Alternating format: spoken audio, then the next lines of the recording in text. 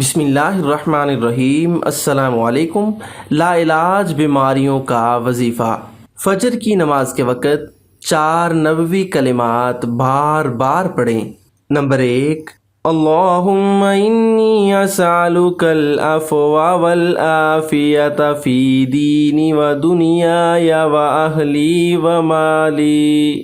Number 2، اللہم احفظنی من بین یدی ومن خلفی وعن یمینی وعن شمالی ومن فوقی، اعوذ بعظمتک ان اغتال من تحتی۔ نمبر 3، اللہم استر عوراتی وآمن روعاتی۔ نمبر 4، اللہم انی اسألک العافیۃ فی الدنیا والآخرہ۔